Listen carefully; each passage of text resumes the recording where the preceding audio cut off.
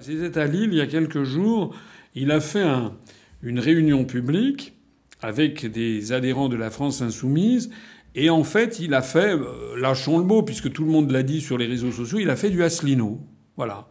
C'est-à-dire qu'il a fait un copier-coller de ce que je disais lors de l'élection présidentielle il y a un an, en citant les articles des traités.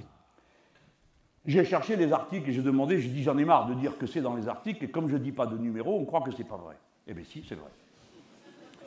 Alors, à l'article 63 du traité de fonctionnement de l'Union européenne, il est dit « Toutes les restrictions au mouvement de capitaux entre les États membres et entre les États membres et les pays tiers, c'est-à-dire tout le reste du monde, sont interdites. » Il y a l'article 63 et l'article 32 du traité sur le fonctionnement de l'Union européenne qui organisent les délocalisations. L'article 63 interdit toute restriction aux échanges de capitaux. On parle beaucoup des fermetures d'usines. Énormément de Français se plaignent. Vous savez que nous perdons actuellement 800 emplois par jour ouvrable. Une usine en France ferme quasiment tous les jours. On a perdu 900 usines en 3 ans. Alors arrêtez de venir me saouler à intervalles réguliers, à me parler des miracles de cette Union européenne qui permettrait enfin de faire face à ceci, faire face à cela, etc. Non. La réalité, c'est que tous les traités européens nous donnent un cadenas, nous cadenassent dans une politique économique et sociale qui est devenue intolérable pour les Français. Les traités de fonctionnement de l'Union européenne sont le moyen par lequel les peuples sont mis en prison dans un carcan de règles qui les empêchent de déterminer librement ce qu'ils peuvent et veulent faire. Je vois que du côté de chez M. Mélenchon, on veut avoir une Europe des travailleurs, on veut modifier de fond en comble. On veut sortir de l'article 42 du traité de l'Union européenne qui assujettit l'Union européenne à sa défense à celle de l'OTAN. Mais je peux être sûr et certain que ça ne marchera jamais.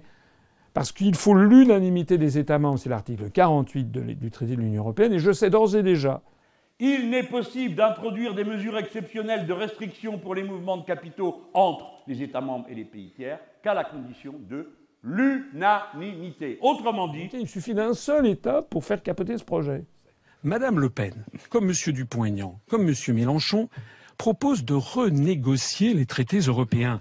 Vous voulez, lors de votre élection, créer un rapport de force avec les Allemands pour renégocier les traités européens.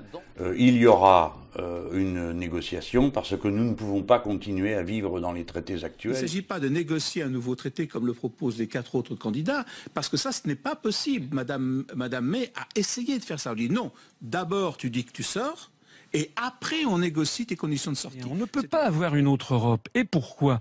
Parce que l'Europe, si elle est comme elle est, c'est pas par hasard.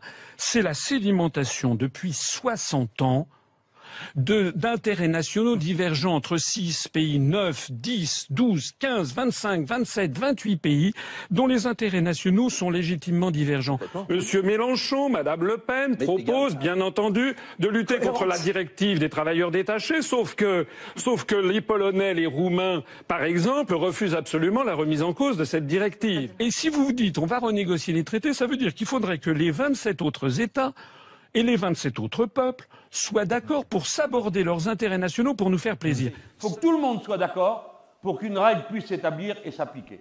Sinon, non. Et pendant ce temps-là, je le disais tout à l'heure, il y a 800 personnes en France qui basculent en dessous du seuil de pauvreté tous les jours. Il a une position sur l'Europe qui est beaucoup plus claire que celle de Mélenchon et celle de Marine Le Pen. Oui, il est très clair. Il dit Frexit, sortie sèche de l'OTAN, sortie sèche de l'euro et de l'Europe. Et il a raison d'ailleurs, si on regarde bien dans le détail. Je suis le candidat du Frexit. Je suis le seul candidat qui propose que la France sorte de l'Union européenne par la mise en œuvre de l'article 50 du traité de l'Union européenne, ce que d'ailleurs les Britanniques vont faire dans quelques semaines. Ceux qui ont eu des postes de responsabilité, des postes de ministres notamment, savent parfaitement qu'on est dans une situation de blocage absolu à 28. Ça ne marche pas. Sauf qu'ils ont un bœuf sur la langue, ils n'osent pas l'avouer devant les Français. Autrement dit, il faut avoir l'accord du Luxembourg, de l'Irlande, de Malte, des Pays-Bas, pour pouvoir lutter contre les paradis fiscaux qui sont eux-mêmes. Voilà. Monsieur Mélenchon en est le champion, par exemple. Il fait des promesses, sauf qu'il ne veut pas sortir de l'Union européenne, il ne le propose pas. Ne croyez donc pas ceux qui vous disent « il veut sortir de l'Europe, de l'euro ». L'Europe, pour les Français, on la change ou on la quitte. Vous n'êtes pas clair. Ben, je crois qu'il n'y a que pour vous que je suis pas clair, Non. ma petite dame. Non. Parce que figurez-vous, ce que je dis est Un petit peu pour moi aussi. Hein. Pareil avec son plan A, qui consiste à renégocier les traités, comme Madame Le Pen, qui propose de renégocier les traités. Et puis le plan B de M. Mélenchon, ça change tout le temps. C'est pas un jour c'était il allait faire un référendum, après ça non. Alors vous avez le choix. Ou on s'arrange pour une autre politique européenne. Ou quoi. Ou. Ah bah voilà. Ciao. Ça veut dire quoi, ciao? Du chantage. Ça veut dire quoi? Du Non, allez au bout. Ça veut dire quoi, ciao? Mais vous avez compris. Non. Monsieur Mélenchon, je voudrais savoir... Non, Madame Salamé, c'est toujours la même affaire. Mais c'est Allez-y. fou quand même. Est-ce que vous sortiriez de l'euro, oui ou non, si vous êtes Mais président? madame- Pourquoi vous ne répondez pas à cette question? Mais oui, mais comment Oui. je peux vous le dire plus clairement? Oui, c'est oui, on Écoutez-moi. sortira de l'euro. Non. Quand vous dites Madame Le Pen... Je pense qu'ils n'ont pas compris.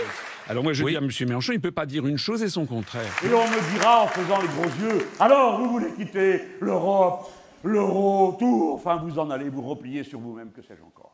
Peut-être même aller adhérer à l'ALBA. Avec le Venezuela. Finalement, je suis assez flatté d'une certaine façon. Ça prouve que j'avais raison quelque part. Monsieur Mélenchon est face à un vrai problème. Monsieur Mélenchon, si vous étiez un homme d'État, vous diriez à vos troupes « En effet, je me suis trompé. C'est l'Union populaire républicaine qui dit la vérité depuis 11 ans.